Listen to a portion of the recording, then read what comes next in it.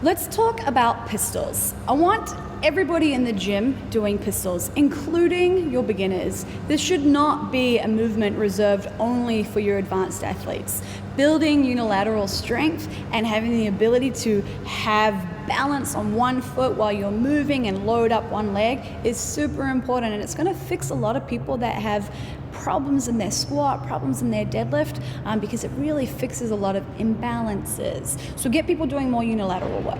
The way you do that is you give people progressions for pistols. Don't always scale it to lunges. Don't always scale it to squats. Get people starting to hold their entire body weight on one leg. Step numero uno, grab yourself a broomstick. This is going to be your little support system, okay? And when you're supporting yourself while you're doing a pistol, you want your weight going back, so the broomstick needs to be back. It needs to be behind you. You're going to come off a high box, something that's about 24 inches. You can go higher. If this is hard, just start with step-ups. Don't worry about doing a pistol. Just get really strong at step-ups and even lunges to begin with. That's like your pre-step one prerequisite. Okay, from here, I'm gonna be up on the box. My broomstick is behind me because that's where my weight is about to go.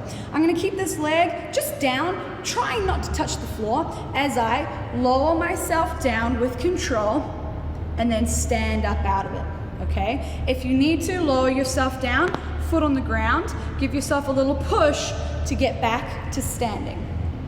Then the next step is to do it without your broomstick. So from here, hands are gonna have to be in front. Again, you want weight going back, so give yourself a counterbalance, give yourself a bit of a counterweight with the hands being in front of you. I'm gonna let my foot drop off to the side, I'm gonna lower down slowly, and then push myself back up. Okay, again, if you need to, bring your foot to the ground, a little boost to get back to standing.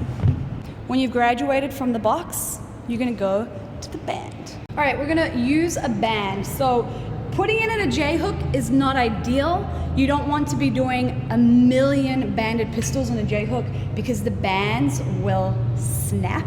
That will not make any affiliate owner happy. So this is gonna be more about just getting a little bit of practice in, and really it should just be a thin band. If you're using like a really thick green or blue band, it's a really good idea for you to just go back to the box and build strength there first.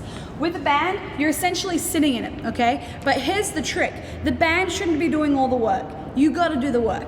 From this position, I'm gonna have my hands out in front, find my balance, and then I'm squatting down. The band gives me more and more support as I go lower, and then I can stand up out of it, okay? This is really nice because you can swap feet really easily, all right? However, if you're not gonna use a band on a J-hook because you don't wanna snap any bands, this is another alternative. Loop your band, clean, around a bar. And you can use this and you're just gonna hold it, and that's gonna give you a little bit of a support coming up out of the bottom. So you can put an elbow through if you want a lot of support, or if you just need a little bit, you're just gonna hold the bottom of that band.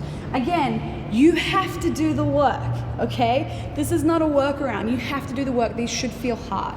From this position, I'm gonna use this band just to give me a tug out of the bottom while I'm working to keep the other leg up off the ground.